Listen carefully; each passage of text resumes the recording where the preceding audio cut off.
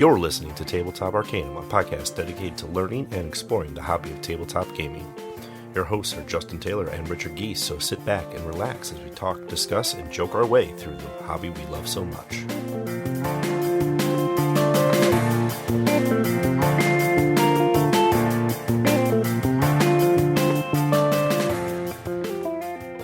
Your epic saga is about to begin. Against the Darkmaster is a tabletop epic fantasy role-playing game of high adventure, heroic action, and heavy metal combat. Travel to distant lands, face terrible dangers, uncover ancient items of power, and gather the armies of the world under your banner and defeat the ultimate evil. Welcome to Tabletop Arcanum. My name is Justin, and today I'm bringing you a review of the Against the Darkmaster RPG core book, published by Open-Ended Games. Has a MSRP of $65 for the print book. You can get it less if you go with PDF for $22.49. So this is a big, chunky, 560 plus page monster tome of an RPG. Against the Darkmaster, on a high level overview, is trying to recapture some of those old AD&D aspects along with classic high fantasy like Lord of the Rings, with some heavy metal influenced combat and themes very similar to what you would hear if you listen to Man of War or Nightwish. Overall, it is a nice open-ended system. The biggest thing is you're using D100 dice or percentile dice to cover most of your skills, so the numbers are a little bit crunchier than say basic D20 system. Now, another big piece that it does going for it is our setting neutral. The biggest thing about Against the Darkmaster is you have to think about most epic fantasy having some sort of big, terrible, dark force, possibly embodiment of evil, and that the heroes have to rise up against, and the rest of the world is pretty much under that thumbnail of that evil lord. We have Sauron in Lord of the Rings. We have He Who Shot My Neighbor Voldemort from the Harry Potter series as a more recent example. You have the Dark One in Wheel of Time. Very big, iconic name. Like, the Dark One is just what his name was called, and then it's this big empath for him. And he had the Forsaken, who were his lieutenants and commanders. And that's the sort of force that you're dealing with. However, Against the Dark One allows the GM to create their own version of this. They have some examples in the book, which are always lovely to have, but they also have a lot of tables and a lot of ways of how to build that and how to build the lieutenants and kind of build this evil power that the heroes are going to potentially come across and pit their wills against it. The big piece that is also important on this D100 open system is they use open-ended rolls, which means if you roll either within a super low threshold or super high threshold in your D100, you pick up the dice and you add it again, or in the case of the low end, you subtract it again, and you get this bigger range, and you can get 150 with your bonuses. You can get to 200. You can get huge numbers because the dice essentially explode on you, and you get to add them up with a secondary roll. And that's how some crits can happen. That's how some big stuff can happen. One of the big things, first impressions, other than it is a big, massive tome, it has a lot of that classic art style that I grew up reading with Advanced Dungeons & Dragons and some of those old 80s era RPGs, even some of the early 90s stuff, but a lot of it is inspired from the older RPG crowd. The amount of tables and things really resonated with me with Rollmaster, being a very chart-heavy and brutal combat system. Now, one of the good things about that is you can get a lot of the heavy lifting of describing criticals and penalties of like, okay, so you hit them with a bludgeoning weapon, now roll your critical damage on that bludgeoning weapon, and you can actually get real penalties like, oh, did you break a bone? So it has a lot of that crunchy, gory combat that you would expect from like a heavy metal or not necessarily grim dark fantasy, but definitely a more brutal fantasy than, say, your Dungeons and Dragons would be on the natural level. One other big piece that it does do is it offers a lot of suggestions on how to use the game in your world, in your setting, because it doesn't actually have one of its own. Now, they do have everything from creating your characters to the kins, which are the different races, or on a lot of them are your atypical fantasy. Man, high man, which is noble, or dwarf, halfling, half elf, silver elf, dusk elf, star elf, so a couple different elf variations, including your more savage elves to your immortal Tolkien-esque elves as well. Wild folk, orcs, half-orcs, trolls, firbolgs, they're all there in that sense. And the neat thing about each of them is you combine that with a culture and your vocation. So culture is kind of what type of environment did your character come up in? Were they in the city? Were they noble? Were they out in the pasture in kind of a shire setting? Were they in the woods? Or are they possibly seafaring? You time that with your archetypical vocation or class. Are they a warrior? Are they a rogue? Are they a wizard? And then there's a couple other caster type themes. So Animus is very much a spiritual type of caster. Champion is a little bit more of a paladin-esque caster. And Dabbler is a little bit of, they don't really have any formal training. They just kind of learn some tricks along the way. So all of these kind of pool together into building your character, and they also include what sort of improvements and your improvement costs. So some characters are, and like the rogue is going to be, has their set of skills that they're going to be really good at. The warriors are going to have the more combat-based skills. The wizards are going to be more lore-based. And you can adjust the scores or adjust your development on your character around a little bit, but usually at a 2-to-1 ratio if it's normally not a thing your vocation can do. Likewise, there's chapter about background descriptions and how to build background points, which are kind of more of your extra flavor on a character to make them a little bit more unique, a little bit more your own. And then the other big piece that this game adds mechanically is passion and drives. What is your hero trying to do? What is important to them? And you can get these drive points, which then can be spent to do fantastic things. So spending your drive points, depending if you spend 1 or up to 5 drive points, you can add to your rolls, either doing re-rolls and increasing severity of a critical strike, or doing just a basic re-roll with a plus 10 bonus on it, to ignoring penalties from actions from wounds and kind of doing something extra heroic. So drive is actually a really nice mechanic in that sense, and they kind of act as action points or hero points for your character that you can earn. And by earning them, you earn more of your hero's path, and that can, when you hit milestones on your hero's path, extra big things can occur from that. So it's all about kind of expanding that hero story, and it's really cool in that sense.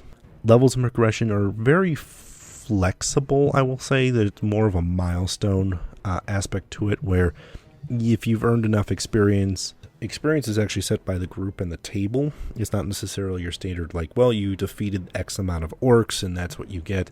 But it goes back to almost the AD&D aspect of, did you use your skills in a useful way? Did you help the party in a useful way? Did you do things? And this is all based on the group's decisions of how they want to do it. And you can break it down to character-specific stuff and vocational, dedicated stuff. So the warrior and the rogue are earning point experience differently because they're just going to be playing their characters right.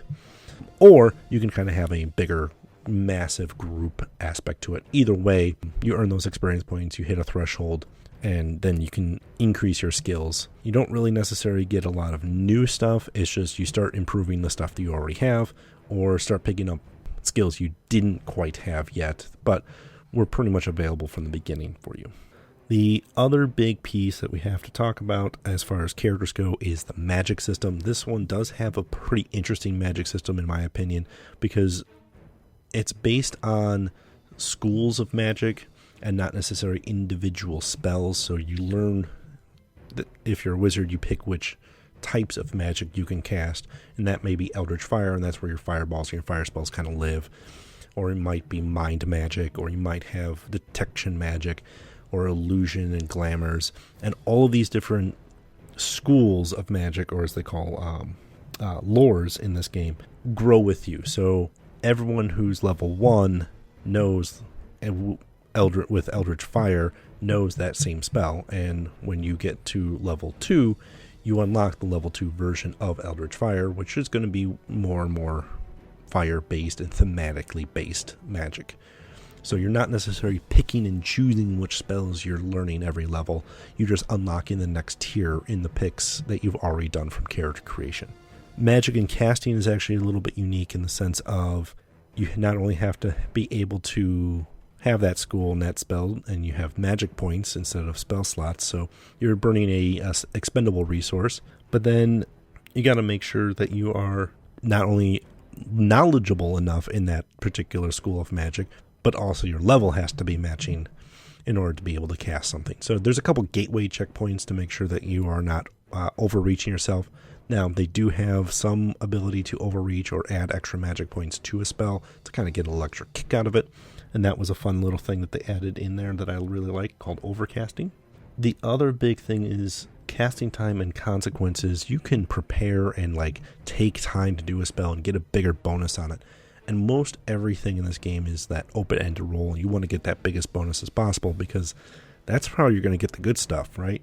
Another big thing that I did enjoy, they do handle equipment pretty easily in this game. It's more of what is your current wealth level and can you meet the requirements of that item wealth requirement to say, oh yeah, you can totally afford that, or no, you're a little poor to earn full plate at this time.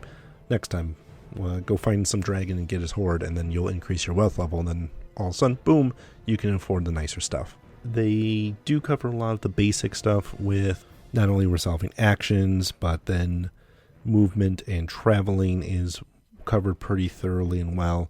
Camping is actually a pretty interesting system that they did add in there, because there is not only your basic camping out in the wilderness where the Dark One might find you, but then there's also safe havens that you can come across. And these are things like maybe Rivendell in Lord of the Rings, where there is Elrond that watches over it, and orcs and the dark forces of Sauron don't go there because it's well protected. As something like Tom Bombadil's home, which is just naturally repellent against evil and is a safe place to go to.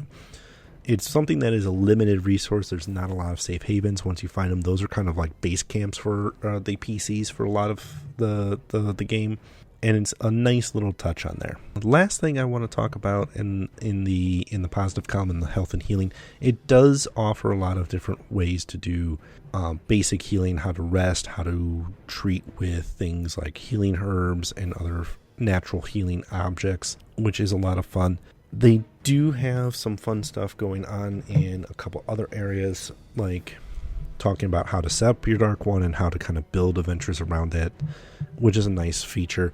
They have a Bestiary, which covers a lot of your high fantasy stuff, so not only your orcs, your trolls, and things of that nature, but your evil men, your bogarts, some of your fae are found in there. It's not very deep overall compared to a monstrous manual or creature feature folio, but it gets what you want out of something like this, where you're really just facing small amount of monsters, and they're pretty much humanoid or evil people in general. The one thing that is interesting that sets this kind of apart is this is a game that you would want if you want to invoke a Lord of the Rings style game or story without being tied to all of the lore and connection points to that. Now, I also want to talk about some of the opportunities in this game. Being the flip side of that, there isn't a lot of lore or stories, so on the GM side of things, you are kind of creating your own world from this. There's no preset setting. You don't have that nice touchstone for those pick up and go style games. You have to put a little bit more work and effort into this one on the front end to make sure it works for everybody. They do have some pre-written adventures and some sample areas already in the book, which I thought was a nice touch. It's again to give you to make sure, I think it's really important to show how they intend the system to work and how they intend adventures to be written with their system, so that you can have a really nice, clean, hey, this is my template, I'm going to kind of follow along with this mold and go with it from there. I like the open dice roll system, but if you're not a big player on a lot of crunchy, heavy rules, charts sort of game, this one may not be an ideal choice for you. Now, that being flip side, If you like games like Rollmaster or Shadowrun, which have deep, complex tables and charts and look up things and see exactly what you did when you swung your blade like that in the critical way and you roll a natural 72, and you can look at the chart and go, so the 72 plus my bonuses put me at 105, and 105 means that this is what happens to them. That's nice to have for that. It's definitely not for everybody, and if you're coming from a very simplified rule system, it's going to feel a little bit cumbersome in that sense. I don't think it's as cumbersome as Rollmaster or Shadowrun is, so it kind of sits a little in between the two, and depends on where your familiarity with all the game systems are, of where this might land for you personally. I think Against the Darkmaster has a lot of benefits in the sense that it is setting light, that it has a nice open-ended, easy to start game system as far as just roll percentiles, add your bonuses, and go. The character sheets are actually written with the formulas of where everything comes from for your bonuses, so once you calculate that out, you're pretty good to go. I would recommend Against the Darkmaster for people who are looking to capture some of that old AD&D feel without busting out those old AD&D books. I would also recommend it for people who are looking for something a little meatier and chunkier that isn't quite high epic like Pathfinder tends to be, or as heroic as D&D tends to be. This is a little bit on the more dangerous and meatier side of things, but still not quite all the way into a grim dark, you are battling against the darkness and there is no hope in the world. You are that hope in the world, and instead of being awesomely heroic, you're looking at items of power, you're looking at legendary artifacts that you discover and not necessarily use in such a way where it's like, well, this is just a +1 sword. But no, that sword has a name, that sword has lore, that sword has possible feelings or extra powers that you may not be aware of, and it feels like everything has a little bit more depth and breadth to it, but you need to put that work into it to have that. So that has been the Tabletop Arcanum's review of Against the Darkmaster from Open Ended Games. I hope you enjoyed listening to this review. We're on Facebook, Twitter, and Instagram. We're also on YouTube. Make sure you hit those like, follow, subscribe buttons to find us on those, and make sure you get those notifications to make sure you know when a new episode is up. As always, thank you for listening, and happy gaming.